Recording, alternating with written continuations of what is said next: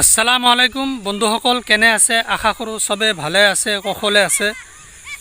বন্ধুসকল, আপুনি বাৰু চাহৰ বিলটো দিলেনে?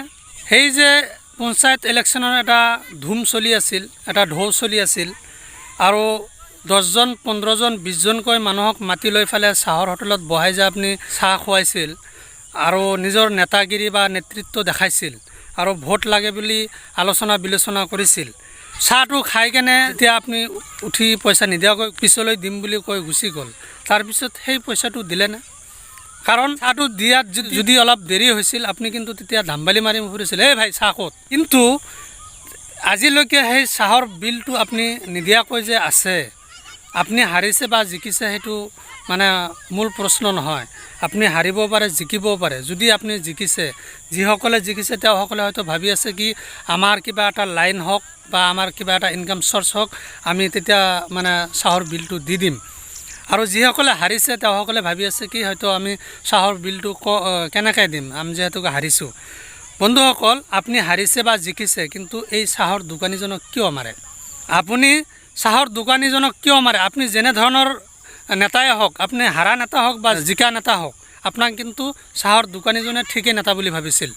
আপোনাক ঠিকে মানে সন্মান দিছিল, আপোনাৰ কথাটো শুনিছিল। আপুনি কোৱাৰ লগে লগে কিন্তু 10টা 15টা 20টাকৈ চাহ যে তেওঁ বাকীত দিবলগীয়া মানে সাজু হ'ল বা দিলে, একো নক'লে, আৰু তেনে ক্ষেত্ৰত যদি আপুনি আজিলৈকে পইচাটো দিয়া নাই, আপুনি অলপ মানে লাজ কৰিব লগা হয়। আপোনালোকে প্ৰশ্ন কৰিব, মোক সুধিব যে আমি চাহৰ বিল দিওঁ নেদাওঁ, তাতে আপোনাৰ কি যায় আহে?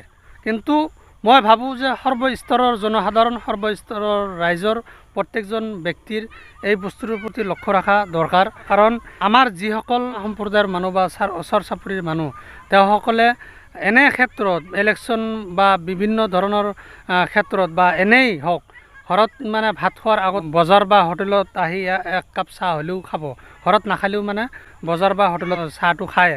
এনে ক্ষেত্ৰত যিবিলাক চাহৰ দোকানী বা যিসমূহ চাহৰ হোটেল আছে, সেই চাহৰ দোকানত যেনে ধৰণৰ মানে ভিৰ, যেনে ধৰণৰ মানে মানুহৰ মানে ধুম থাকে, এই প্ৰত্যেকটো মানুহে যদি চাহৰ বিল সঠিকভাৱে যদি আদায় দি থাকিলে হয়, তেতিয়াহ'লে মোৰ এটা ধাৰণা যে যিসমূহ চাহৰ দোকানী আছে তেওঁসকলে ছাদ ঢালাই বিল্ডিং বনাব পাৰিলে হয়।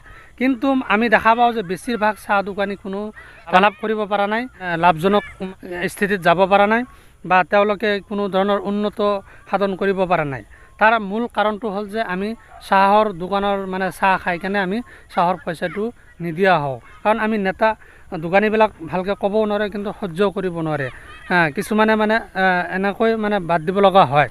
গতিকে সেই বস্তুটো আমি যাতে কেতিয়াও নকৰোঁ।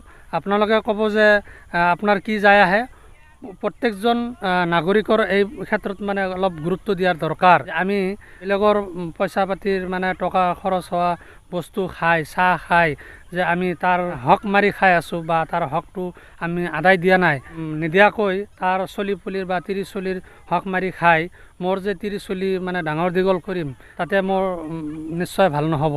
সেই গতিকে প্ৰত্যেকজন ব্যক্তিয়ে ইয়াৰ প্ৰতি অলপ দায়বদ্ধতা লৈ গুৰুত্ব দিয়াৰ দৰকাৰ। বা প্ৰত্যেকজন চাহৰ দোকানী যিবিলাক মানে নেতাবিলাকক ভয় কৰে, চাহৰ পইচাটো দিব নোৱাৰে, তেনে ক্ষেত্ৰত যাই পেলাই নিজে আগভাগ লৈ পেলাই যাতে পইচাটো আদায় দিয়াৰ অলপ মানে নিজৰ যোগদানটো দিয়ে। ধন্যবাদ।